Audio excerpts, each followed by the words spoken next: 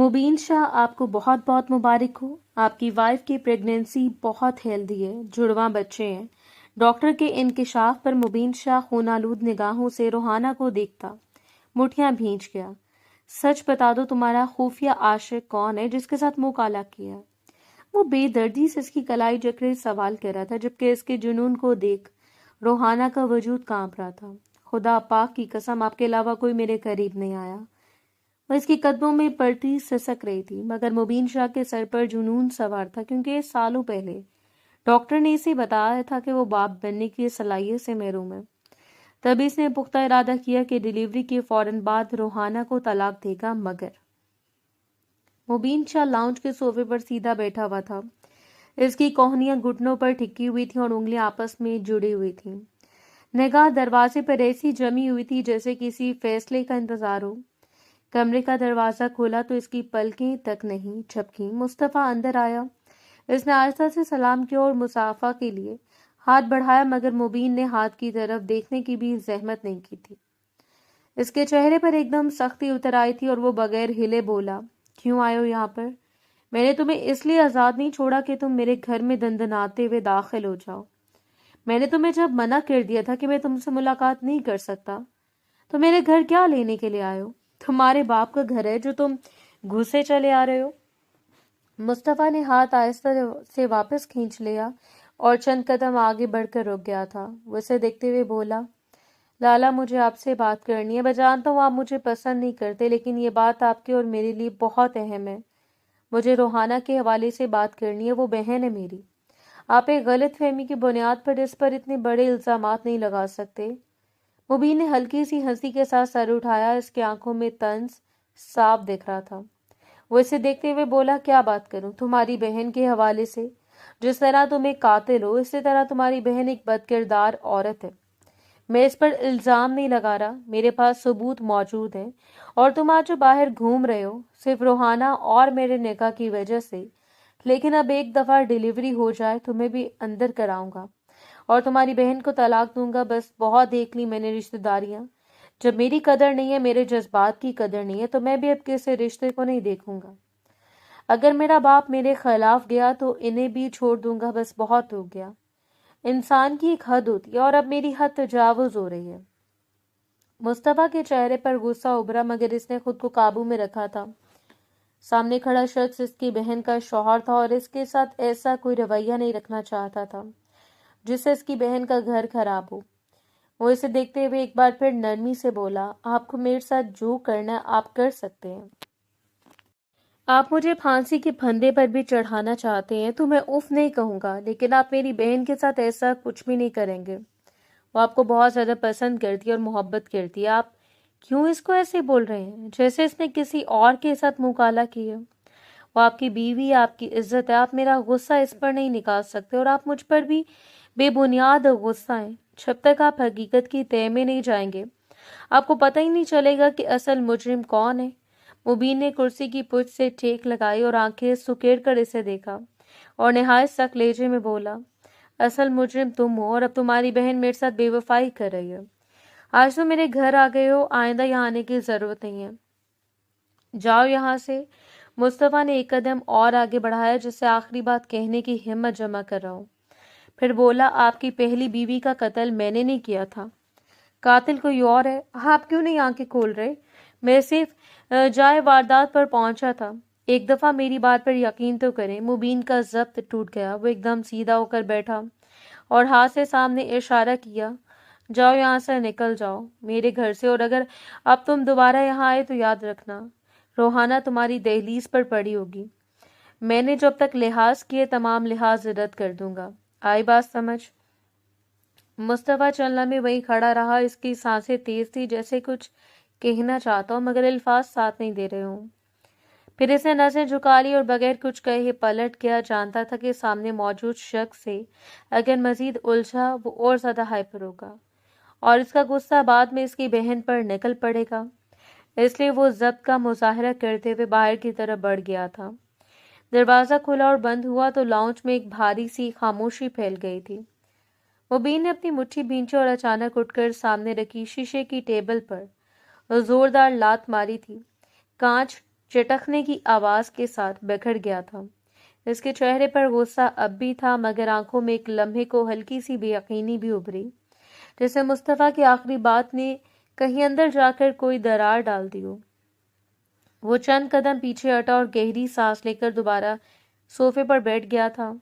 نگاہ پھر اسی دروازے پر جا ٹکی تھی جہاں سے ابھی بھی مصطفیٰ نکلا تھا، جیسے وہ بھی اسی جواب کا انتظار کر رہا ہو جو اس سے ملا ہی نہیں تھا۔ پورا دن معمول کے مطابق بیت گیا تھا، رات کی تاریکی ہر سو پھیلی ہوئی تھی۔ دوسری جانب روحانہ 20 سالہ معصوم لڑکی وہ فرش پر بیٹھی ہوئی تھی۔ دیکھنے میں وہ کسی مصنوعی گڑیا کی مانند تھی، گلابی رنگت، لمبے آبشار کے مانند بال جو کمر پر پھیلے ہوئے تھے، اسے دیکھ کر کسی شہزادی کا گمان ہوتا تھا۔ اس کے سامنے ننھے ننھے کپڑے پھیلے ہوئے تھے، وہ ایک ایک کپڑا اٹھا کر دیکھتی اور ہلکی سی مسکراہٹ اس کے لبوں پر آ جاتی۔ اس کی انگلیاں کپڑے کی نرمی کو محسوس کر رہی تھیں، جیسے وہ آنے والے وقت کو چھو رہی ہو۔ اس کی آنکھوں میں عجیب سی چمک تھی اور چہرے پر سکون، پہلی بار ماں بننے کا احساس اس کے اندر ایک نرم سی خوشی بھر رہا تھا۔ وہ ابھی انہی خیالوں میں گم تھی جب کمرے کا دروازہ کھلا اور مبین اندر داخل ہوا۔ دروازے کی آواز پر اس کا سر اٹھا اور جیسے اس کی نظر مبین پر پڑی، اس کے چہرے کی مسکراہٹ ایک دم سے مٹ گئی تھی۔ وہ گھبرا گئی تھی اور جلدی جلدی کپڑے سمیٹنے لگی تھی، جانتی تھی سامنے کھڑا شخص ان باتوں سے کس حد تک نفرت کرتا ہے۔ اس کے ہاتھ ہلکے سے کانپ رہے تھے۔ مبین چند لمحے دروازے پر کھڑا اسے دیکھتا رہا، پھر آہستہ آہستہ اس کی طرف بڑھا اور اچانک اس کے قریب آ کر اس کا بازو سختی سے پکڑ لیا تھا اور اس کی آنکھوں میں دیکھتے ہوئے سخت لہجے میں بولا، تم اور تمہارا بھائی دونوں میرے ہاتھوں سے قتل ہو جاؤ گے۔ یہ کیا آپ پھیلا کر بیٹھی ہوئی ہو؟ اس کی گرفت اتنی سخت تھی کہ وہ درد سے ہلکی سی کرائی، مگر فوراً خود کو سنبھالتے ہوئے دھیمی آواز میں بولی، میں سمیٹ دیتی ہوں، وہ آج میری دوست نور آئی تھی، تحفے میں یہ سب لائی ہے، میں ابھی اٹھا دیتی ہوں۔ مبین نے اس کا بازو چھوڑا نہیں، بلکہ اس کی طرف جھک کر بولا، تم مجھے ایک دفعہ اپنے اس عاشق کا نام بتا دو جس کے ساتھ تم نے یہ گل کھلایا، میں تمہیں چھوڑ دوں گا۔ اس کی آواز میں ایک عجیب سا یقین تھا، جیسے وہ سچ سننے نہیں بلکہ اپنے الزام کو ثابت کرنا چاہتا ہوں۔ وہ اس کی آنکھوں میں دیکھ کر بولی، میں نے کسی کے ساتھ کوئی گل نہیں کھلایا، یہ آپ کی اولاد ہے، آپ کیوں مجھ پر اتنا بڑا الزام لگا رہے ہیں؟ آپ اچھی طرح جانتے جب سے میرا نکاح آپ کے ساتھ ہوا ہے میں گھر سے ایک دفعہ باہر نہیں گئی، اس کے باوجود آپ مجھ پر اتنا گندا الزام لگا رہے ہیں۔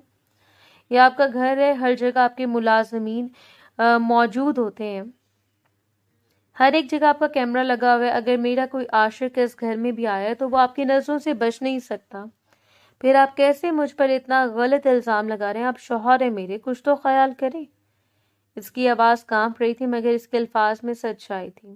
مبین نے طنزیہ ہنسی کے ساتھ اس کا بازو جھٹکا، تم اور تمہارا بھائی ایک ہی کھوک کے جنے ہوئے ہو، دونوں ہی ایک جیسے ہو، مجھے لگا تھا تم ایسی نہیں ہوگی، مگر تمہارا بھی اصل چہرہ میرے سامنے آ گیا۔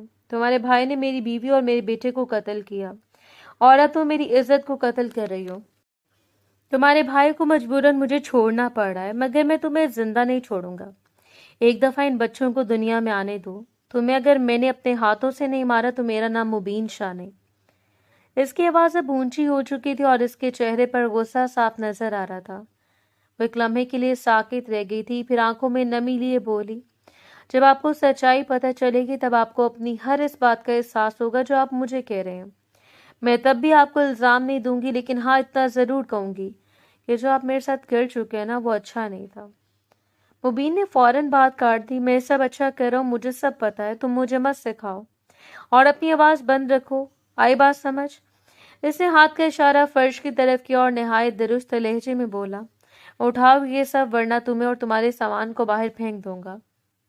بہت برداشت کر لی میں نے تمہاری من مرضیاں، اب اس گھر میں وہی ہوگا جو میں کہوں گا۔ وہ اس کو کہنا چاہتی تھی کہ اب تک میری مرضی چلی کب ہے، مگر اس کی زبان بالکل نہیں ہلی تھی۔ جانتی تھی کہ سامنے شخص کے سامنے اگر ایک لفظ بھی اس کی سوچ کے خلاف بولا وہ واقعی اسے اٹھا کر باہر پھینک دے گا، اور ابھی جس حال میں وہ تھی وہ ایسا کوئی بھی رسک نہیں لینا چاہتی تھی۔ وہ ڈر کر فوراً جھک گئی اور روتے ہوئے کپڑے سمیٹنے لگی۔ اس کے آنسو مسلسل گر رہے تھے مگر وہ آواز نکالنے کی بھی ہمت نہیں کر رہی تھی۔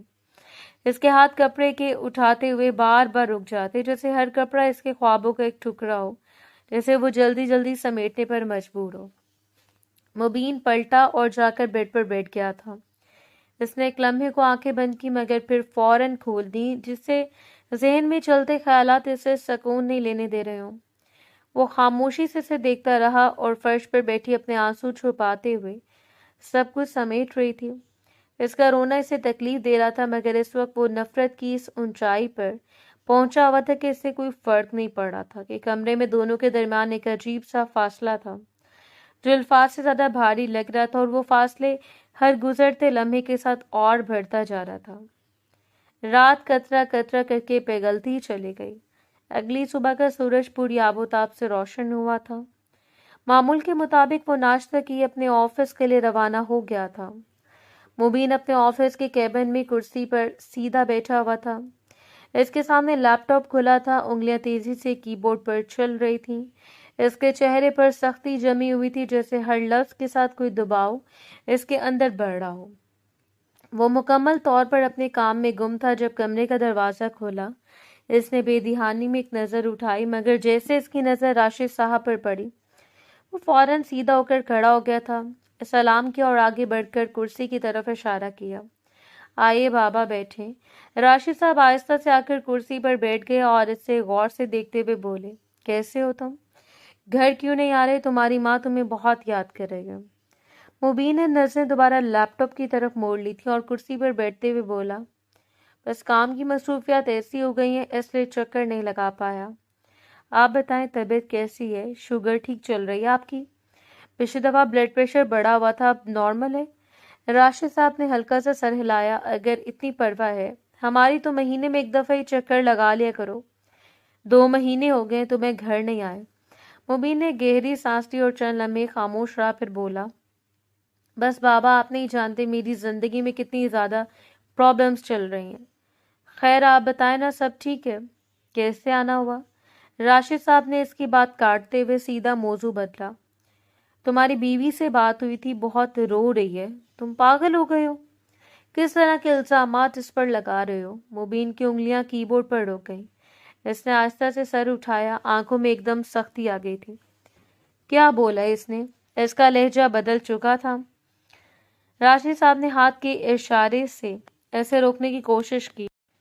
غصہ کرنے کی ضرورت نہیں ہے، وہ ہمارے گھر کی بہو ہے، ہماری بیٹیوں کی طرح ہے اور میری بھتیجی بھی ہے۔ تمہارے ساتھ ماضی میں جو ہوا اس کا ذمہ دار تم مصطفیٰ اور اس کی بہن کو ٹھہراتے ہو، لیکن یہ غلط ہے۔ مبین ایک دم کرسی سے تھوڑا آگے جھکا اور بولا، بابا میری بیوی کو مارا گیا، میرے بیٹے کو مارا گیا، اور آپ کہتے ہیں کہ میں ان کو الزام بھی نہ ٹھہراؤں۔ آپ کے کہنے پر میں نے مصطفیٰ کو چھوڑا تھا، ورنہ میرا بس چلے تو اسے کھڑا کر کے گولیوں سے بھون دوں۔ اس کی آواز میں غصہ اب کھل کر سامنے آ چکا تھا۔ راشد صاحب نے گہری سانس لی اور مضبوط لہجے میں بولے، مصطفیٰ نے تمہاری بیوی کو قتل نہیں کیا اور نہ تمہارے بیٹے کو۔ ایک دفعہ سچائی کی طرف دیکھنے کی کوشش تو کیا کرو۔ جو تمہیں دکھایا جاتا ہے اس پر یقین کیوں کر لیتے ہو؟ مبین نے ہنسی کے ساتھ سر جھٹکا۔ جو مجھے دکھایا جاتا ہے میں اس پر یقین نہیں کرتا، بلکہ جو سچائی ہوتی ہے اس پر یقین کرتا ہوں۔ اور رہی روحانہ پر الزام لگانے کی بات، وہ تو ہے ہی بد کردار عورت۔ اس کو تو میں ڈیلیوری کے بعد پوچھوں گا، ابھی اس کی حالت ٹھیک نہیں ہے، اس کے لیے برداشت کیا ہوا ہے۔ راشد صاحب نے حیرت سے اسے دیکھا۔ کیوں کہہ رہے ہو اس کو بد کردار؟ آخر ایسا کیا کر دیا اس نے؟ تمہارے بچوں کی ماں بننے والی اور تم اس کو بد کردار کہہ رہے ہو؟ مبین چند لمحے خاموش رہا، پھر اسے نظریں ہٹا لیں اور دھیمی مگر کٹی ہوئی آواز میں بولا، کیسے ماں بنے گی؟ جب میں باپ بن ہی نہیں سکتا تو وہ ماں کیسے بن رہی ہے؟ کمرے میں ایک دم خاموشی چھا گئی تھی۔ راشد صاحب جیسے ایک لمحے کے لیے سن ہو گئے تھے۔ وہ کرسی پر سیدھے ہو کر بیٹھ گئے۔ کیا بات کر رہے ہو تم؟ مبین ہوش میں ہو؟ مبین نے فوراً نظریں چرائیں اور لیپ ٹاپ بند کرتے ہوئے کھڑا ہو گیا۔ بس مجھے اور کوئی بات نہیں کرنی، میری میٹنگ ہے، آپ بیٹھیں۔ اس نے فائل اٹھائی اور بغیر ان کی طرف دیکھے دروازے کی طرف بڑھ گیا تھا۔ دروازہ کھولا اور باہر نکل گیا تھا، اور دروازہ بند ہوتے ہی راشد صاحب نے دونوں ہاتھوں سے اپنا سر تھام لیا تھا۔ وہ کہہ رہا تھا کہ یہ بات ان کو بالکل سمجھ نہیں آ رہی تھی کہ ان کے چہرے پر گہری پریشانی تھی، جیسے ایک ساتھ کئی سوال ان کے ذہن میں گونج رہے ہیں اور ان کے پاس کسی کا جواب نہ ہو۔ پورا دن بیت گیا تھا، رات کی تاریکی ہر سو پھیلی ہوئی تھی۔ وہ دروازہ کھول کر اندر داخل ہوا تو لاؤنج کی لائٹس جل رہی تھی۔ روحانہ صوفے پر بیٹھی کتاب کھولے ہوئے تھی۔ جیسے اس کی نظر اس پر پڑی، اس نے فوراً کتاب بند کر دی تھی اور سیدھی ہو کر بیٹھ گئی تھی۔ اس کے چہرے پر ایک لمحے کی گھبراہٹ آئی، مگر اس نے خود کو سنبھال لیا تھا۔ مبین تیز قدموں سے اس کی طرف بڑھا اور بغیر کچھ کہے اس کے قریب آ کر اس کا ہاتھ سختی سے تھام لیا تھا۔ وہ چونکی اور کچھ سمجھ پاتی اس سے پہلے وہ جھک کر بولا، کیا چاہ رہی ہو تم؟ مجھے آج سیدھے طریقے سے بتا دو، میں تمہارے ساتھ جتنی نرمی کرنے کی کوشش کر رہا ہوں تمہیں راس نہیں آ رہی۔ تمہاری ہمت کیسے ہوئی میرے گھر فون کرنے کی، بکواس کرنے کی؟ کیوں اپنے ساتھ میری عزت کو بھی خاک میں ملا رہی ہو؟ اس کی گرفت سخت تھی اور آواز دبے غصے سے بھری ہوئی تھی۔ روحانہ نے اپنا ہاتھ چھڑانے کی کوشش کی، مگر وہ مضبوطی سے تھامے رہا تھا۔ وہ اس کی آنکھوں میں دیکھ کر بولی، کیوں نہ بتاؤں میں آپ کے گھر والوں کو؟ میں 5 مہینے کی حاملہ ہوں، 2 جڑواں بچوں کو جنم دینے والی ہوں، اور آپ مجھ پر بدکرداری کا الزام لگا رہے ہیں۔ میرے منہ پر کہہ رہے ہیں کہ یہ بچے آپ کے نہیں کسی اور کے ہیں۔ آپ نے میری عزت کو روندا ہے، تو آپ کیا سمجھتے ہیں میں چپ رہوں گی؟ آپ کے گھر والوں سے بات نہیں کروں گی؟ ان سب کے سامنے میرا نکاح ہوا تھا، اگر میرے ساتھ کچھ برا ہوگا تو میں سب سے بات کروں گی۔ اس کی آواز میں لرزش تھی، مگر الفاظ مضبوط تھے۔ مبین نے فوراً اسے جھٹکا اور دان پیستے ہوئے بولا، اونچی آواز میں بات مت کرو، آواز نیچے رکھ کر بات کرو۔ آئی بات سمجھ؟ چیخنا مجھے بھی آتا ہے، روحانہ نے ایک تلخ ہنسی کے ساتھ جواب دیا۔ اب تک چیخے تو رہے ہیں آپ، سمجھنا تو آپ نے ہے ہی نہیں۔ آپ کی بیوی کا انتقال ہوا، آپ کا بیٹا مرا ہے، یہ آپ کا مسئلہ ہے، میرا نہیں۔ میں آپ کی بیوی ہوں، میرے بھی کچھ حقوق ہیں جو آپ کو ہی ادا کرنے ہیں، لیکن آپ صرف مجھے اذیت دے رہے ہیں۔ مبین کا چہرہ سرخ ہو گیا۔ اس نے ایک قدم اور آگے بڑھ کر انگلی اس کی طرف اٹھائی۔ میری بیوی اور میرے بیٹے کو مارنے والا تمہارا بھائی ہے۔ تمہیں کیا لگتا ہے میں تمہیں خوشیوں میں رکھوں گا؟ میرا بیٹا جسے دمے کا مرض تھا، اس ظالم نے اس کا بھی احساس نہیں کیا، اس کا گلا گھونٹ کر مار دیا۔ اور میری بیوی، بے شک ہمارے درمیان اختلاف تھے، مگر تمہارا بھائی کوئی حق نہیں رکھتا تھا اسے مارنے کا۔ روحانہ نے فوراً جواب دیا، آپ کیوں نہیں سمجھ رہے میرے بھائی نے قتل نہیں کیا ہے؟ آپ سچائی کو کیوں نہیں دیکھنا چاہتے؟ مبین نے ایک دم چیخ کر کہا، خاموش رہو تم، اگر تمہاری آواز آئی زندہ زمین میں گاڑ دوں گا۔ اگر تم نے آئندہ کے بعد میرے گھر فون کر کے کسی بھی طرح کی بات کی تو مجھ سے برا کوئی نہیں ہوگا۔ اس کے الفاظ میں کھلا دھمکی آمیز لہجہ تھا۔ روحانہ نے بغیر ڈرے اس کی آنکھوں میں دیکھ کر کہا، میں کروں گی، دیکھتی ہوں مجھے کون روکتا ہے۔ اس کی بات ختم ہوتے مبین نے غصے میں آ کر اسے زور سے پیچھے کی طرف دھکیلا۔ وہ لڑکھڑائی، اس کے قدم ٹھیک سے جم نہیں سکے۔ اچانک اس کے چہرے کا رنگ بدلا اور اس کی آنکھوں کے سامنے اندھیرا سا چھا گیا۔ وہ خود کو سنبھالنے کی کوشش کرتی رہی، مگر پھر اس کا جسم ڈھیلا پڑ گیا تھا اور وہ بے ہوش ہو کر فرش پر گر گئی تھی۔ مبین کے چہرے کا غصہ ایک دم سے غائب ہوا اور وہ گھبرا کر فوراً اس کے قریب جھکا اور اس کے چہرے کو تھپتھپانے لگا۔ روحانہ، آنکھیں کھولو، سن رہی ہو تم؟ اس کی آواز میں اب بے چینی واضح تھی، مگر وہ بالکل بے حرکت تھی۔ اس نے جلدی سے اس کا سر سہارا دے کر اٹھایا اور بار بار اس کا نام پکارتا رہا۔ جب کوئی رد عمل نہ ملا تو اس نے فوراً جیب سے فون نکالا۔ ہاتھ ہلکے سے کانپ رہے تھے اور اس نے ڈاکٹر کا نمبر ملایا اور تیزی سے بولنے لگا، جلدی آئیں، وہ بے ہوش ہو گئی ہے، حالت ٹھیک نہیں لگ رہی۔ فون بند کرتے اس نے دوبارہ اس کی طرف دیکھا اور اس کے چہرے پر نظر جما دی، جیسے پہلی بار اسے اس حالت میں دیکھ کر اسے اندازہ ہوا کہ معاملہ اس کے قابو سے نکل چکا ہے۔ کچھ دیر بعد ڈاکٹر آ گئی تھی اور اندر کمرے میں اس کا چیک اپ کر رہی تھی۔ وہ کمرے کے باہر کھڑا تھا، دونوں ہاتھ سینے پر باندھے ہوئے، نظر دروازے پر جمی ہوئی تھی۔ اندر سے ہلکی ہلکی آوازیں آ رہی تھیں، مگر وہ اپنی جگہ سے نہیں ہلا۔ 10 منٹ پہلے وہ اسے گود میں اٹھا کر جلدی جلدی کمرے میں لایا تھا۔ اس کا بے جان سا جسم اب بھی اس کے ذہن میں گھوم رہا تھا۔ وہ بے شک اس سے ناراض تھا، مگر اس کے باوجود ایک بے چینی اس کے اندر مسلسل بڑھ رہی تھی۔ چند لمحے بعد دروازہ کھلا اور ڈاکٹر فرزانہ باہر آئی۔ وہ فوراً سیدھا ہو کر کھڑا ہو گیا تھا۔ ڈاکٹر نے اس کی طرف دیکھتے ہوئے سنجیدہ لہجے میں کہا، آپ کے بچوں کی کنڈیشن بالکل ٹھیک ہے، ڈیلیوری نارمل ہوگی، شاید کمزوری اور اس ڈریس کی وجہ سے بے ہوش ہو گئے ہیں۔ ان کا تھوڑا خیال رکھیں، بہت ویک ہیں، اگر خیال نہ رکھا جائے تو ڈیلیوری کے وقت مسئلہ ہو سکتا ہے۔ دونوں بچے صحت یاب ہیں۔ مبین نے کوئی سوال نہیں کیا، نہ ہی کوئی خاص رد عمل دیا، بس ہلکا سا سر ہلا دیا۔ ڈاکٹر چند لمحے اسے دیکھتی رہی جیسے کچھ اور کہنا چاہتی ہو، مگر پھر پلٹ کر چلی گئی۔ وہ چند سیکنڈ کھڑا رہا، پھر دروازہ کھول کر اندر داخل ہوا۔ اس کی نظریں سیدھی بیڈ پر پڑی۔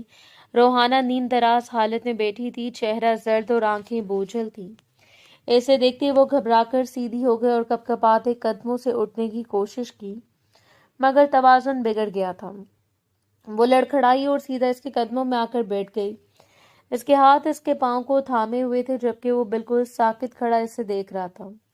اس کی آنکھوں میں سختی واپس آ چکی تھی۔ روحانہ نے سر اٹھایا، آنکھوں میں آنسو بھر آئے۔ خدا کی قسم، آپ کے علاوہ میرے قریب کوئی نہیں آیا، آپ میری بات پر یقین کیوں نہیں کر رہے؟ میں بیوی ہوں آپ کی، خدا کے لیے میری بات پر یقین تو کریں۔ اس کی آواز ٹوٹ رہی تھی، مگر وہ اپنی بات مکمل کرنے کی کوشش کر رہی تھی۔ مبین نے ایک لمحہ بھی ضائع نہیں کیا، فوراً بولا، ایک دفعہ بتا دو تمہارے اس خفیہ عاشق کا نام۔ میں سچ بتا رہا ہوں، میں تمہیں کچھ نہیں بولوں گا، لیکن اسے نہیں چھوڑوں گا۔ اس کے لہجے میں ضد واضح تھی۔ روحانہ نے سر ہلایا، آنسو گرتے رہے۔ پھر کس طرح آپ کو یقین دلاؤں اپنی پاک دامنی کا؟ میں نے کچھ نہیں کیا۔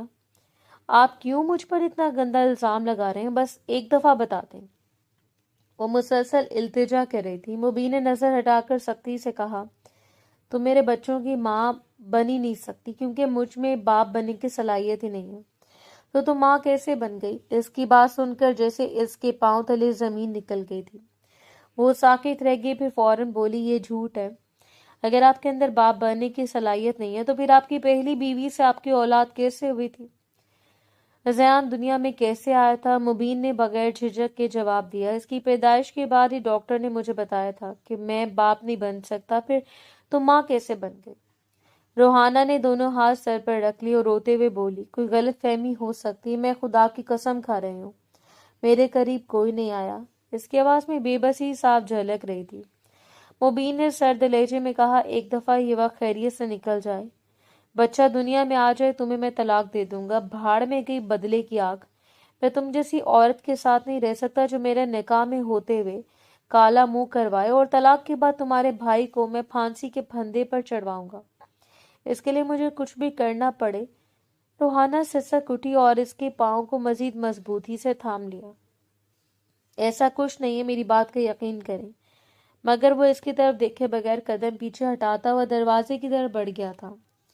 اس نے ایک لمحے کو بھی پلٹ کر نہیں دیکھا تھا اور دروازہ کھول کر باہر نکل گیا تھا، جبکہ پیچھے وہ زمین پر بیٹھی روتی رہی۔ اس کے آنسو تھمنے کا نام نہیں لے رہے تھے اور کمرے میں اس کی سسکیوں کے علاوہ کوئی آواز نہیں تھی۔ 2 دن مزید بیت گئے تھے۔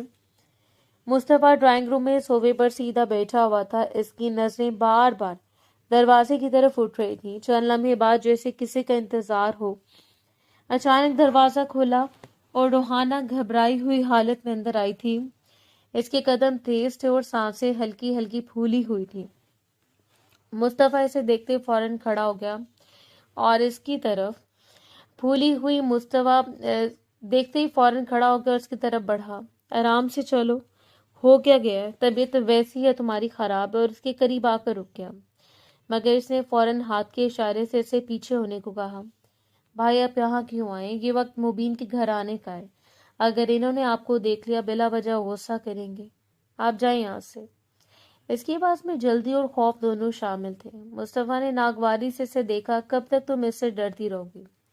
تم نے کوئی گناہ نہیں کیا جو تم اس سے اتنا گھبراتی ہو۔ وہ ایک قدم آگے بڑھا جیسے اس سے یقین دلانا چاہتا ہو۔ روحانہ نے فوراً سر ہلایا، اگر میں ان سے دب کر نہیں رہی بھائی، وہ آپ کو پھانسی کے پھندے پر چڑھا دیں گے، اور میں ایسا کچھ نہیں چاہتی۔ آپ میرے بابا کی طرح میرا اتنا خیال کیے، مجھے اتنے لاڈ سے پالے، میں آپ کو کیسے ختم ہوتے ہوئے دیکھ سکتی ہوں؟ اس کی آنکھوں میں آنسو بھر آئے اور آواز کانپنے لگی۔ مصطفیٰ کچھ کہنے کے لیے لب کھول رہا تھا کہ اسی لمحے کمرے کا دروازہ زور سے کھلا۔ دونوں کی نظریں ایک ساتھ دروازے کی طرف اٹھیں۔ مبین اندر داخل ہوا، اس کے چہرے پر غصہ صاف دکھ رہا تھا۔ ہر ایک لمحے کے لیے رکا، جیسے منظر کو سمجھنے کی کوشش کر رہا ہو۔ پھر اس کی نظریں سیدھی مصطفیٰ پر جا کر ٹھہر گئیں اور وہ غصے سے ایک دم دھاڑا، تم یہاں کیا کر رہے ہو میرے گھر میں؟ تمہاری ہمت کیسے ہوئی میری غیر موجودگی میں میرے گھر آنے کی؟ مصطفیٰ نے ایک قدم آگے بڑھا کر سیدھا جواب دیا، میں تمہارے نہیں اپنی بہن کے گھر آیا ہوں. تم اس کے ساتھ جانوروں جیسا سلوک کرتے رہو اور میں پوچھنے بھی نہ ہوں. اس کے لہجے میں سختی تھی. مبین نے طنزیہ ہنسی کے ساتھ کہا، اگر اتنا مسئلہ ہے تو لے جاؤ اپنی بہن کو، میرے گھر میں آنے کی ضرورت نہیں ہے تمہیں. مصطفیٰ نے فوراً جواب دیا، بس کچھ دن رک جاؤ، میرے ہاتھ میں ایک دفعہ ثبوت آ جائیں، اپنی بہن کو ڈنکے کی چوٹ پر لے کر جاؤں گا. اور جو تم اس پر الزامات کی بارش کر رہے ہو نا، تمہارے سارے الزامات ایک دن دھرے کے دھرے رہ جائیں گے. اس نے ایک نظر روحانہ پر ڈالی جیسے اسے حوصلہ دینا چاہتا ہو، پھر مڑا اور تیز قدموں سے باہر نکل گیا. دروازہ بند ہونے کی آواز کے ساتھ کمرے میں ایک بھاری خاموشی رہ گئی تھی. مبین نے ایک لمحہ بھی ضائع نہیں کیا، فوراً آگے بڑھا اور غصے سے روحانہ کا بازو پکڑ لیا. تمہیں تو میں دیکھ لوں گا، یہ جو تم اپنے گھر والوں کو گھر میں گھسیٹ رہی ہو نا، تمہارا تو میں جلدی بندوبست کروں گا. اس کی گرفت سخت تھی اور آواز میں واضح دھمکی تھی. روحانہ درد سے ہلکی سی سسکی مگر کچھ نہیں بولی. اس کی آنکھوں سے آنسو بہنے لگے تھے. مبین نے اسے جھٹکے سے چھوڑا اور بغیر پیچھے دیکھے اسٹڈی روم کی طرف بڑھ گیا تھا. دروازہ زور سے بند ہوا تو روحانہ وہیں چند لمحے کھڑی رہی، جیسے اس کے پاؤں نے ساتھ چھوڑ دیا. پھر آہستہ سے صوفے تک آئی اور بیٹھتے اس کا ضبط ٹوٹ گیا. وہ دونوں ہاتھوں سے چہرہ چھپا کر پھٹ پھٹ کر رونے لگی تھی. اس کے کندھے لرز رہے تھے اور سانسیں بے ترتیب ہو چکی تھیں، جیسے ہر آنسو کے ساتھ وہ اندر سے مزید ٹوٹ رہی ہو. کمرے میں اس کے رونے کی آواز گونج رہی تھی مگر اسے سننے والا کوئی نہیں تھا. وہ اسٹڈی روم کے صوفے پر خاموش بیٹھا ہوا تھا. دونوں ہاتھ آپس میں جکڑے ہوئے تھے اور کوہنیاں گھٹنوں پر ٹکی ہوئی تھی. اس کا چہرہ غصے سے تمتما رہا تھا، جبڑے بھنچے ہوئے تھے جیسے وہ خود کو روکنے کی پوری کوشش کر رہا ہو. اس کی نظریں سامنے دیوار پر ایک ہی نقطے پر جمی ہوئی تھیں اور وہ ہل بھی نہیں رہا تھا، جیسے وقت رک گیا ہو. چند لمحوں بعد اس کی آنکھوں میں ایک عجیب سے خالی پن اترنے لگی ہو اور وہ اس کی حالت میں ماضی میں کھو گیا ہو. اس وقت میں جب نہ روحانہ تھی نہ مصطفیٰ، اس کی زندگی میں اس کی شادی اس کی مرضی سے ایک بزنس مین کی بیٹی نرمین کے ساتھ ہوئی تھی. وہ اس سے محبت نہیں کرتا تھا مگر وہ اس کی ذمہ داری تھی اور وہ اس ذمہ داری کو پوری طرح نبھانا جانتا تھا. وہ اس کا خیال رکھتا تھا، اس کی ہر ضرورت پوری کرتا تھا. مگر نرمین کا انداز مختلف تھا. وہ آزاد خیال تھی اور شروع سے اس رشتے میں بندھنے کو تیار نہیں تھی. شادی کے پہلے مہینے جب اس نے اسے بتایا کہ وہ حاملہ ہے تو وہ ایک لمحے کے لیے ساکت رہ گیا. پھر اس کے چہرے پر ایسی خوشی آئی تھی جو اس نے پہلے کبھی محسوس نہیں کی تھی. اس نے اس کے ہاتھ پکڑ کر کہا، تمہیں اندازہ ہے تم نے مجھے کیا خوشخبری دی ہے؟ مگر نرمین نے فوراً ہاتھ چھڑا لیا تھا. میں یہ بچہ نہیں چاہتی، میں ابھی اس سب کے لیے تیار نہیں ہوں، میں ابارشن کروانا چاہتی ہوں. اس کے الفاظ سن کر اس کے چہرے کی مسکراہٹ ختم ہو گئی تھی. اس نے سخت لہجے میں کہا، یہ کوئی مذاق نہیں ہے، میرا بچہ ہے اور تم اسے ختم نہیں کرو گی. نرمین نے بیزاری سے اسے دیکھا تھا. یہ تمہارا مسئلہ ہے، میرا نہیں. میں اپنی زندگی اپنی مرضی سے گزاروں گی. اس دن پہلی بار ان دونوں کے درمیان تلخی آئی تھی اور پھر وہ تلخی وقت کے ساتھ ساتھ بڑھتی گئی اور ہر چھوٹی بات پر جھگڑنے لگے تھے. کوئی بات ٹھیک سے ختم نہیں ہوتی تھی کہ دوسری شروع ہو جاتی تھی. وقت گزرتا گیا اور نرمین 9ویں مہینے میں پہنچ گئی تھی. آخری مہینہ آدھا بیت گیا تھا. ہسپتال سے چیک اپ کروا کر واپس آ رہے تھے. کار میں خاموشی تھی، کوئی کسی سے بات نہیں کر رہا تھا. اچانک سامنے سے آنے والی گاڑی نے ٹکر ماری اور سب کچھ ایک جھٹکے میں بدل دیا گیا. جب اسے ہوش آئے تو ہسپتال میں تھا. سر پر پٹی بندھی ہوئی تھی، جسم میں درد تھا. اس نے فوراً ڈاکٹر سے پوچھا تھا، میری بیوی اور میرا بچہ؟ ڈاکٹر نے سنجیدگی سے جواب دیا تھا، بچے کی پیدائش ہو گئی ہے مگر وہ بہت کمزور ہے اور آپ کی بیوی کی حالت بھی ٹھیک نہیں ہے. اس نے فوراً آنکھیں بند کر لی تھی جیسے خود کو سنبھال رہا ہو. کچھ دنوں بعد جب رپورٹس آئیں تو ڈاکٹر نے اس سے الگ لے جا کر بتایا تھا کہ آپ دوبارہ کبھی باپ نہیں بن سکتے. ایکسیڈنٹ کے درمیان آپ باپ بننے کی صلاحیت کھو بیٹھے ہیں. اسے چند لمحے ڈاکٹر کو دیکھا تھا مگر پھر آہستہ سے سر ہلا دیا. اسے اس بات سے زیادہ فرق نہیں پڑا تھا. وہ اس وقت صرف اس بات پر خوش تھا کہ اس کا بیٹا زندہ ہے. اس نے اسے پہلی بار گود میں لیا تھا تو اس کی آنکھوں میں عجیب سی نرمی آئی تھی. زیان جیسے جیسے بڑا ہو رہا تھا، 1 سال کا ہوا تو اسے معلوم ہوا کہ اسے دمے کا مرض ہے. اس نے ہر ممکن علاج کروایا مگر اس دوران اس کی زندگی کا دوسرا پہلو بھی سامنے آنے لگا. اسے آہستہ آہستہ شک ہونے لگا تھا کہ نرمین کا رویہ کوئی زیادہ بدل رہا ہے. وہ کسی کے ساتھ انوالو ہے۔ ایک دن اس نے اپنی بیوی کو مصطفیٰ کے ساتھ دیکھا تھا۔ وہ منظر اس کے ذہن میں جیسے نقش ہو گیا تھا۔ اس نے اسی وقت مصطفیٰ کو الگ لے جا کر کہا تھا، تم ہوش میں ہو؟ یہ میری بیوی ہے، مصطفیٰ نے بالکل صاف لہجے میں جواب دیا تھا۔ میرا اس کے ساتھ کوئی رشتہ نہیں ہے، وہ خود میرے قریب آ رہی ہے، تم اپنی بیوی کو سنبھالو۔ اس کے لہجے میں عجیب سی بے نیازی تھی اور وہ خاموش ہو گیا تھا، مگر اس کے اندر شک کی آگ جلتی رہی۔ وقت گزرتا گیا اور پھر ایک دن وہ آفس میں تھا۔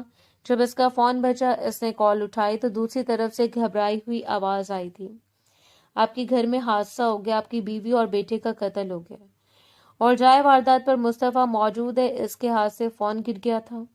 وہ بغیر کچھ سوچے سمجھے وہاں پہنچا تھا، مگر سب کچھ ختم ہو چکا تھا۔ اس کی بیوی اور اس کا بیٹا دونوں اسے چھن چکے تھے۔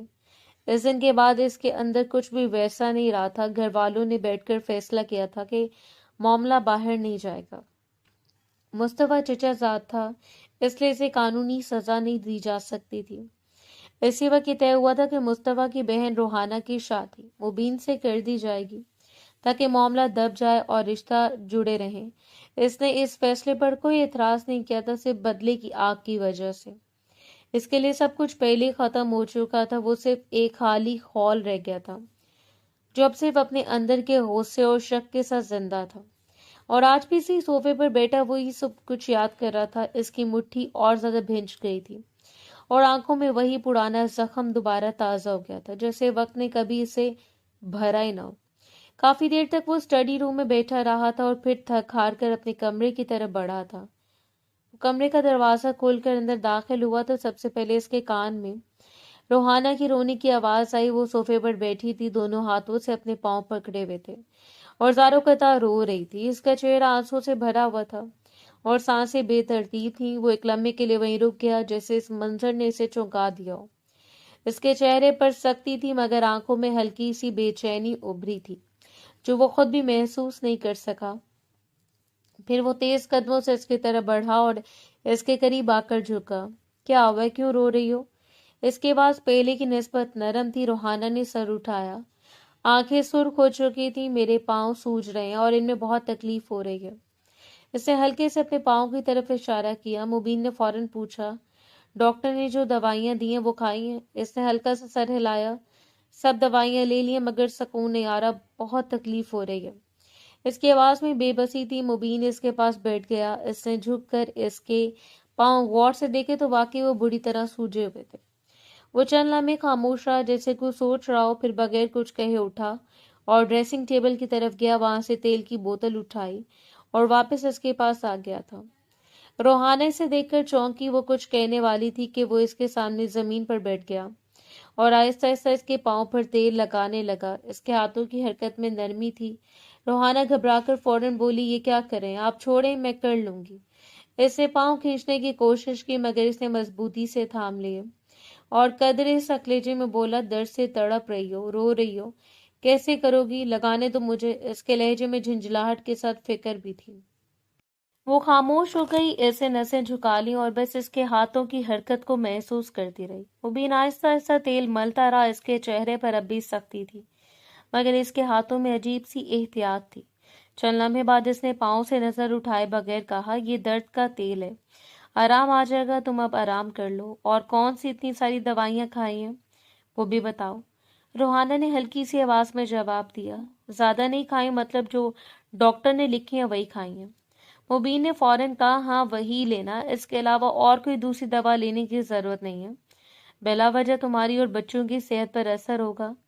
اس نے آخری بار اس کے پاؤں پر ہاتھ پھیرا، جسے تسلی کر رہا ہو کہ سوجن کم ہو جائے، پھر آہستہ سے اس کے پاؤں چھوڑ دیے۔ روحانہ نے صوفے کا سہارا لے کر اٹھنے کی کوشش کی مگر جیسے وہ کھڑی ہوئی اس کے قدم لڑکھڑا گئے۔ وہ فوراً آگے بڑھا اور اس کا بازو تھام لیا۔ نہیں اٹھا جا رہا تو منہ سے بول لو۔ اس کی آواز میں ہلکی سی جھڑک تھی مگر ہاتھوں کی گرفت میں نرمی تھی۔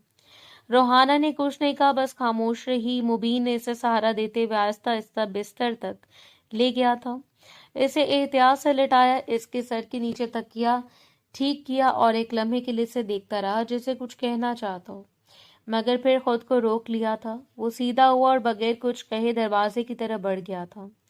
دروازہ کھولا اور باہر نکل گیا، جبکہ پیچھے روحانہ بستر پر لیٹی खामोशी से छत को देखती रही। इसके चेहरे पर आंसू अभी मौजूद थे, मगर इनके साथ एक हल्की सी हैरत भी थी, जैसे वो इस रवैये को समझ नहीं पा रही थी। रात कतरा कतरा करके बीत गई थी। अगली सुबह का सूरज पूरी आबोताब से रोशन हुआ था।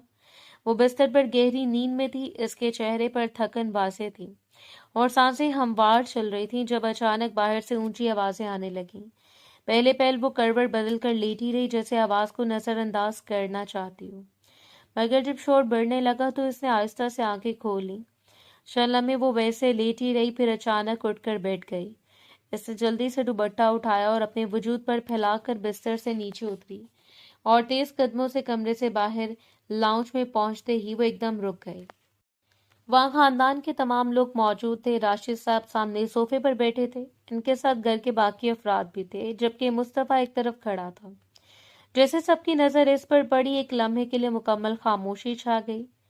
वो आहिस्ता आहिस्ता कदम उठाती मुबीन के करीब आई, जो एक तरफ खड़ा था। इसका चेहरा सख्त था और जबड़े भिंजे हुए थे। राशिद साहब ने इसे गौर से देखा और संजीदा लहजे में बोले, सच सच बताओ कि ये तुम पर हाथ उठा रहा है, तुम पर इल्जामात की बारिश कर रहा है। रोहाना एक लम्हे के लिए उलझी हुई नजर आई, फिर धीमी आवाज में बोली, हुआ क्या है बड़े बाबा, आप सब यहाँ कैसे? इसकी बात मुकम्मल भी ना हुई थी कि मुस्तफा आगे बढ़ा और बोला, तुम्हें डरने की जरूरत नहीं है। तुम्हारा शौहर जो तुम्हारे साथ कह रहा है वो बड़े बाबा को बताओ। तुम इंसान हो, जानवर नहीं हो। इस बदबख्त के जुल्म को बर्दाश्त करोगी। मैं अपनी बहन के साथ कुछ भी गलत नहीं होने दूंगा। इसके लहजे में गुस्सा साफ था। मुबीन ने फौरन गुस्से से चीख कर कहा, तो खामोश है। मेरे घर के मामले में तुझे बोलने की जरूरत नहीं है।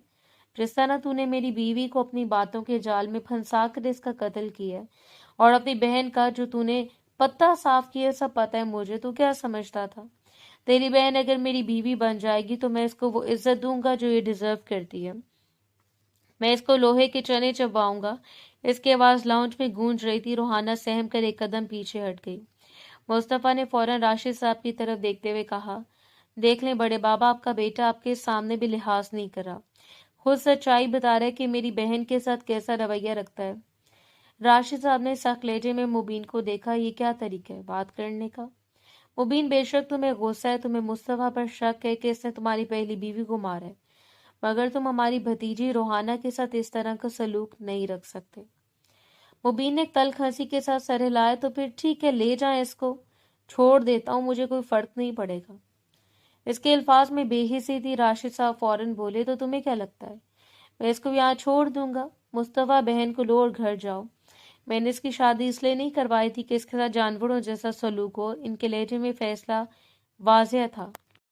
रोहाना ने एक लम्हे के लिए मुबीन की तरफ देखा, जैसे इसके रद्द अमल का इंतजार हो, मगर वो खामोश खड़ा रहा। इसके चेहरे पर कोई नरमी नहीं आई थी। मुबीन ने अचानक मुट्ठी भींची और एक लफ्ज कहे बगैर पलटा और तेज कदमों से वहां से चला गया था। दरवाजा जोर से बंद हुआ तो लॉन्च में एक बोझिल खामोशी फैल गई थी। रोहाना वही खड़ी रह गई। इसकी आंखों में आंसू थे, मगर वो बोल नहीं सकी कि वो नहीं जाना चाहती, मगर अब हालात ऐसे थे कि इसे जाना ही पड़ा था। कुछ देर बाद वो अपना सामान समेट कर इन सबके साथ शाह हवेली की तरफ रवाना हो गई थी। कुछ घंटे बाद वो शाह हवेली के लाउंज में रहमत बेगम के बराबर में बैठी थी। इसके चेहरे पर थकन और आंखों में सुर्खी वाज़ेह थी, जबकि सामने सोफे पर राशिद साहब और मुस्तफा बैठे थे। कमरे में अजीब सा सन्नाटा था, जिससे हर कोई अपने अपने ख्याल में गुम हो। रहमत बेगम ने आहिस्ता से इसके सर पर हाथ रखा और नरम लहजे में बोली, तुम्हें परेशान होने की जरूरत नहीं है। बेशक मुबीन मेरा बेटा है, लेकिन तुम मुझे बेटियों से ज्यादा अजीज हो। तुम्हारे लिए मेरे दिल में हमेशा एक नरम मुकाम रहा है। मेरा बेटा तुम्हारे साथ ऐसा सलूक करेगा, मैं इसे माफ नहीं करूंगी। इनके लहजे में दुख भी था और खफगी भी। रोहाना की आंखों से आंसू बह निकले।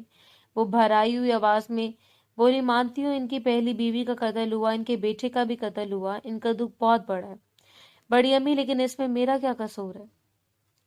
पहले मेरे भाई पर इन्होंने इल्जाम लगाया और अब मुझ पर बदकारी का इल्जाम लगा रहे हैं कि मैंने काला मुंह करवाया। वो कैसे बोल सकते हैं इतनी बड़ी बात? इसकी आवाज टूट रही थी। वो सर झुकाकर रोने लगी। रहमत बेगम ने इसके कंधे पर हाथ रखा और कदरे मजबूत लहजे में बोली, तुम्हें परेशान होने की जरूरत नहीं, मैं बात करूंगी इससे, तुम टेंशन मत लो, इसका दिमाग हम सब मिलकर दुरुस्त करेंगे।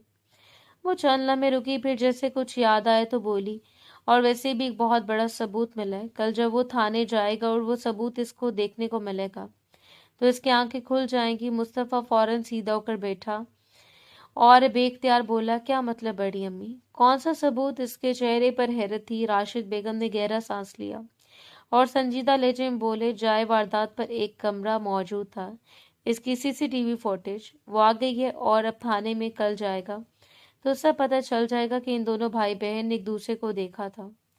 چہرے پر پریشانی کے آثار موجود تھے مگر کچھ بولے نہیں تھے. پورا دن معمول کے مطابق بیت گیا تھا. اگلے دن منصوبے کے تحت وہ پولیس اسٹیشن کے ویٹنگ ایریا میں کرسی پر بیٹھا ہوا تھا. اس کے ہاتھ آپس میں جڑے ہوئے تھے اور نظریں سامنے فرش پر جمی ہوئی تھیں. صبح اسے کال آئی تھی کہ آج فوراً آنا ہے, ایک اہم ثبوت دکھانا ہے. اس لیے وہ آفس جانے کی بجائے سیدھا یہاں آ گیا تھا.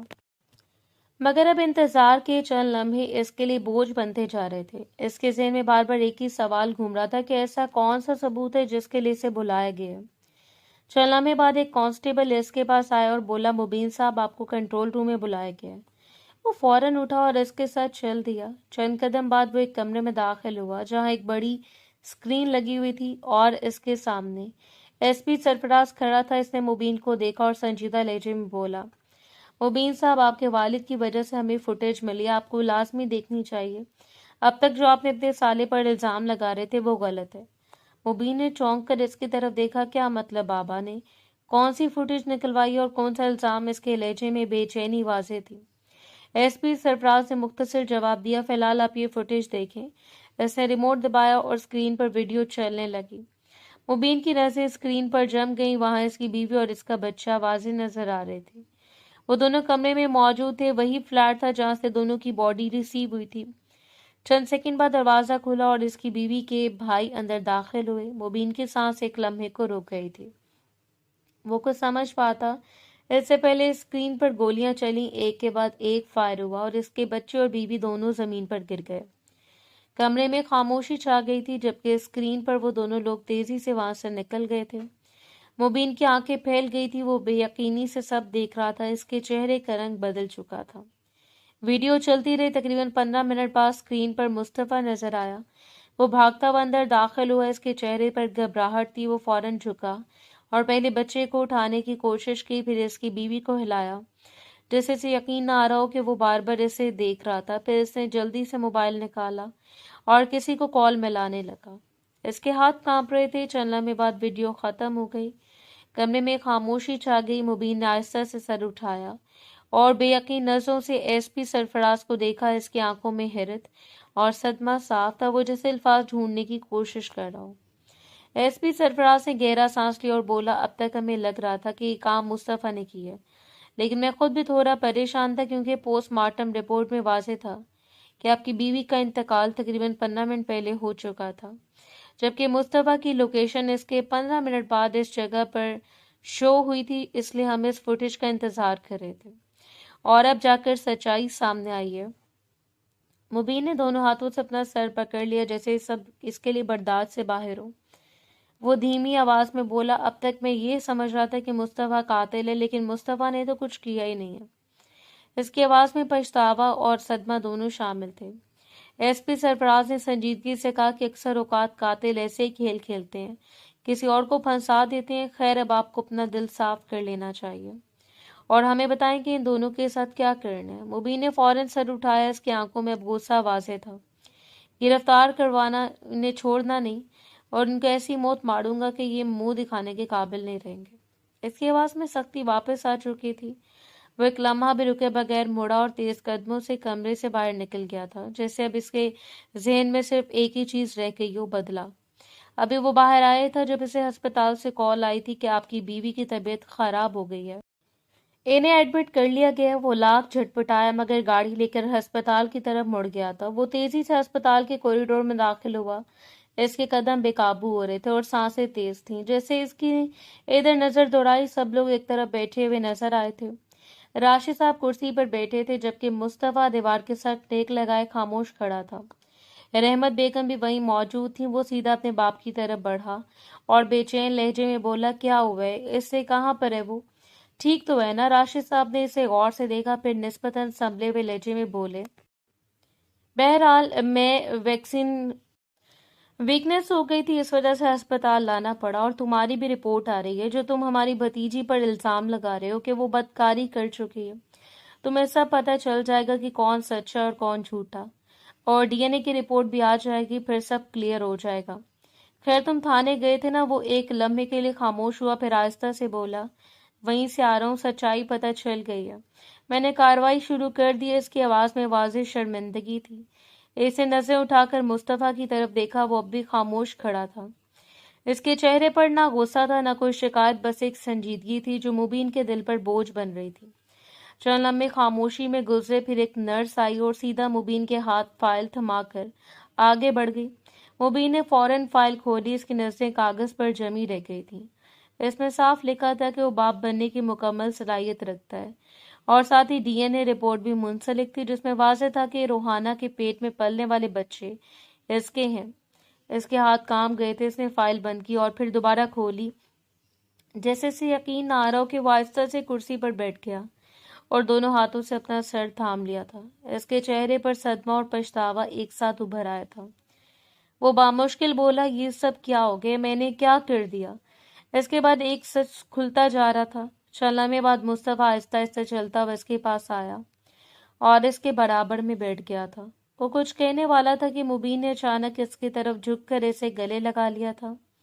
اس کی آواز بھرا گئی تھی، مجھے معاف کر دو بھائی، میں نے تم پر بلا وجہ الزام لگایا، میں نے تمہیں مجرم سمجھا جبکہ تم تو بے قصور تھے۔ مصطفیٰ نے ایک لمحے کے لیے آنکھیں بند کی، پھر ہلکے سے اس کے کندھے پر ہاتھ رکھا اور بولا، کوئی بات نہیں، جو ہونا تھا ہو چکا ہے، اب اس پر خود کو مت جلاؤ۔ ڈاکٹر سے میری بات ہو گئی، انہوں نے بتایا کہ جب تمہاری میڈیکل رپورٹ آئی تھی تو تمہارے نام کے 2 آدمی تھے اور تم دونوں کی رپورٹس آپس میں بدل گئی تھی۔ اسی غلطی کی وجہ سے سارا مسئلہ پیدا ہوا۔ مبین نے سر اٹھایا اور بے بسی سے اس کی طرف دیکھا۔ میں نے تمہارے ساتھ کیا کیا؟ میں کیسے یہ سب ٹھیک کروں؟ مجھے سمجھ نہیں آ رہا۔ تم میری بیوی اور میرے بچے کو بچانے گئے تھے اور میں نے تم پر الزام لگا دیا۔ اس کی آواز ٹوٹ رہی تھی۔ مصطفیٰ نے سنجیدگی سے اسے دیکھا اور بولا، اگر واقعی کچھ ٹھیک کرنا چاہتے ہو تو میری ایک بات مان لو، اپنی بیوی کو خوش رکھو، وہ بہت معصوم ہے، اس نے ہمیشہ تمہاری عزت کی اور اب وہ تمہارے بچوں کی ماں بننے والی ہے۔ اس کے لہجے میں نرمی تھی مگر بات میں وزن تھا۔ مبین نے فوراً سر ہلایا، ہاں میں اسے خوش رکھوں گا، میں اسے معافی مانگوں گا، میں نے اس کے ساتھ بہت غلط کیا ہے، میں ناشکرہ بن گیا تھا، خدا نے اگر مجھے زیان کو لیا ہے تو اس کے بدلے مجھے 2 بچے دے رہا ہے اور میں اسے پہچان نہیں سکا۔ اس کی آنکھوں میں نمی آ گئی تھی۔ مصطفیٰ نے ہلکے سے کہا، بس اب دیر نہیں کرو، جاؤ اس سے مل لو، وہ تمہارا انتظار کر رہی ہوگی۔ مبین نے گہرا سانس لیا اور سر ہلایا، پھر آہستہ آہستہ اٹھا۔ اس کے قدم اب پہلے جیسے بے قابو نہیں تھے بلکہ ان میں ایک سنجیدگی تھی۔ وہ وارڈ کی طرح بڑھ گیا تھا، دروازے کے باہر ایک لمحے کے لیے رکا جیسے خود کو سنبھال رہا ہو، پھر دروازہ کھولا اور اندر داخل ہو گیا تھا۔ اس کی نظر سیدھی بستر پر لیٹی روحانہ پر جا ٹھہری۔ اس کے ہاتھ پہ ڈرپ لگی ہوئی تھی، چہرہ کمزور تھا مگر آنکھیں کھلی تھی اور اس کی طرف دیکھ رہی تھی۔ آنکھوں میں نمی تھی مگر اس نے کوئی لفظ نہیں کہا۔ وہ چند لمحے وہی کھڑا رہا جیسے قدم آگے بڑھانے کی ہمت جمع کر رہا ہو، پھر آہستہ آہستہ چلتا ہوا اس کے قریب آیا اور بستر کے پاس کھڑا ہو گیا تھا۔ اس نے ایک لمحے کو اس کی طرف دیکھا، پھر بنا کچھ کہے جھک کر اس کے ماتھے پر ایک نرم بوسہ دیا تھا۔ اس کے ہونٹ ہلکے سے کانپے جیسے یہ ایک بوسہ نہیں بلکہ معافی کی التجا ہو۔ وہ سیدھا ہوا اور دھیمی مگر بھاری آواز میں بولا، مجھے معاف کر دو، میری ہر اس بدسلوکی کے لیے مجھے معاف کر دو جو میں نے تمہارے ساتھ کی ہے۔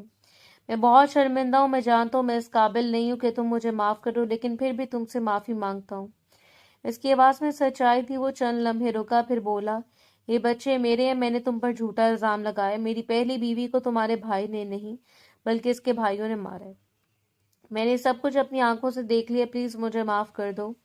روحانہ نے اس کی طرف دیکھا۔ اس کی آنکھوں میں درد تھا مگر اس کے ساتھ ایک ٹھہرا ہوا سکون بھی، جیسے وہ سب سن رہی ہو اور اپنے اندر تول رہی ہو۔ وہ آہستہ سے بولی، اس معافی کے بعد بھی الزام لگائیں گے؟ اس کا سوال سادہ تھا مگر سیدھا اس کے دل پر لگا۔ مبین نے فوراً سر نفی میں ہلایا اور بولا، مجھے میرے مرے ہوئے بیٹے کی قسم ہے، میں دوبارہ کبھی ایسا نہیں کروں گا۔ اس کی آواز بھر گئی تھی، تمہیں پتہ ہے جب بھی میں تم پر الزام لگاتا تھا مجھے اندر سے عجیب محسوس ہوتا تھا، جیسے دل ماننے کو تیار نہیں ہوتا تھا، کیونکہ تمہیں دیکھ کر یہی لگتا تھا کہ یہ بچے میرے ہی ہیں، مگر اس سے ایک غلط رپورٹ نے میرے دماغ کو بند کر دیا تھا، میں نے سچ دیکھنے کی کوشش ہی نہیں کی۔ وہ رک کر اس کی آنکھوں میں دیکھتے ہوئے بولا، تم خود سوچو، اگر تم میری جگہ ہوتی تو کیا تمہارے ذہن میں ایسے خیال نہیں آتے؟ روحانہ نے اس کی بات سنی مگر فوراً جواب نہیں دیا۔ وہ چند لمحے خاموش رہی، پھر آہستہ سے بولی، مجھے کوئی بات نہیں سننی، مجھے صرف ایک وعدہ چاہیے۔ اس کی آواز کمزور تھی مگر صاف تھی۔ مبین فوراً جھک کر اس کے قریب آیا۔ کیسا وعدہ؟ وہ بولی، کیا ڈیلیوری کے بعد آپ میرے دونوں بچوں کو محبت دیں گے؟ کیا انہیں کبھی یہ احساس نہیں ہونے دیں گے کہ ان کے باپ نے ان کی ماں پر شک کیا تھا؟ مبین کی آنکھیں بھر گئیں۔ اس نے فوراً اس کا ہاتھ تھام لیا اور بولا، میری اولاد ہے، میں کیوں محبت نہیں دوں گا؟ میں نے اپنی جان سے زیادہ چاہوں گا۔ میں وعدہ کرتا ہوں میں تم سے کہ کبھی انہیں کسی چیز کی کمی محسوس نہیں ہونے دوں گا، اور تم سے بھی وعدہ کرتا ہوں کہ میں دوبارہ کبھی ایسا نہیں کروں گا۔ اس کی آواز میں یقین تھا۔ روحانہ نے اس کی آنکھوں میں دیکھا جیسے سچائی پرکھ رہی ہو۔ پھر اس کی آنکھوں کی نمی تھوڑی سی نرم پڑی۔ اس نے آہستہ سے اپنا ہاتھ اس کی گرفت میں مضبوط کیا اور دھیمی آواز میں بولی، پھر ٹھیک ہے، میں آپ کو معاف کرتی ہوں، مگر مجھے دوبارہ کبھی اس درد سے نہیں گزارنا۔ مبین کی آنکھوں سے ایک آنسو نکل کر اس کے ہاتھ پر گرا تھا۔ اس نے فوراً اس کے ہاتھ کو اپنے ماتھے سے لگا لیا اور بولا، کبھی نہیں، اب کبھی نہیں۔ وہ مزید خود کو روک نہیں سکا اور جھک کر اس کے اپنے بازوں میں لے لیا، اور اس نے بھی کمزور سا ہاتھ اٹھا کر اس کے کندھے پر رکھا تھا، جیسے اس معافی کو مکمل کر رہی ہو۔ اس لمحے دونوں خاموش تھے مگر اس خاموشی میں ایک نیا آغاز چھپا ہوا تھا، جیسے سب کچھ ٹوٹ کر دوبارہ جڑ گیا ہو، اور اس بار پہلے سے زیادہ مضبوطی کے ساتھ۔